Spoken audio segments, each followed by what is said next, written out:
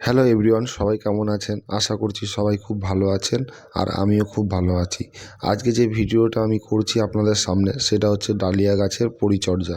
তো দেখতেই পাচ্ছেন আমার ডালিয়া গাছটা কত সুন্দর সবুজ এবং সচেতন। এর প্রধান কারণ হচ্ছে বন্ধুরা, আমি যে খাবারটা ব্যবহার করি। তো আমি যে ডালিয়া গাছে যে খাবারটা দিলাম সেটার নাম হচ্ছে 10-26। তো এই 10-26 আমি 10 দিন পর পর দিই। আর এই 10 দিনের গ্যাপে থাকে বন্ধুরা সর্ষের খোল পচা জল। মানে যেমন ধরুন আজকে আমি 10-26 দিলাম, এর ঠিক 10 দিন পরে আমি আবার সর্ষের খোল পচা জলটা দিয়ে দেবো। কীটনাশক হিসাবে আমি কাকা কীটনাশক ব্যবহার করি, আপনারা যে কোনো একটা কীটনাশক ব্যবহার করতে পারেন। তো দেখুন বন্ধুরা, আমার ডালিয়া গাছে কিন্তু কত সুন্দর কুঁড়িও চলে এসেছে আর খুব সুন্দর গাছের গুঁড়োও আছে। তো আপনাদের যাদের গাছে এখনও কুঁড়ি আসেনি বা গাছ এখনও বাড়ছে না, তো তারা কিন্তু এই 10-26 ইউজ করতে পারেন।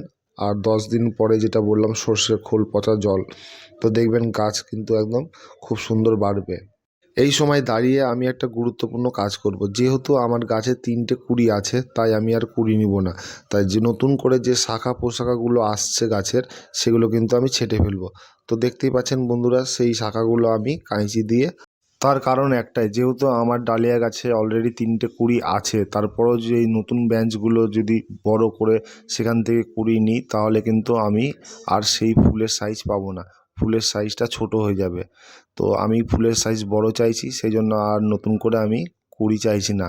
তো আপনারা চাইলে সেই শাখাগুলো রাখতে পারেন, কিন্তু ফুলের সাইজ অনেক ছোট হয়ে যাবে। ডালিয়া গাছে 1টা থেকে 2টো ফুল থাকলে সেই গাছের ফুলের সাইজটা অনেকটা বড় হয় আর দেখতেও অনেকটা বেশ ভালো লাগে। তো বন্ধুরা দেখতেই পাচ্ছেন আমার গাছটা কত সুন্দর সবুজ আর হেলদি হয়ে আছে।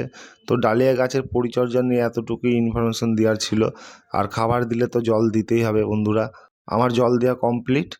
তো আপনারা ভালো থাকবেন, সুস্থ থাকবেন। ভিডিওটা এখানেই শেষ করছি।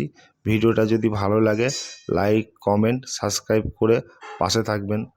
টাটা বন্ধুরা।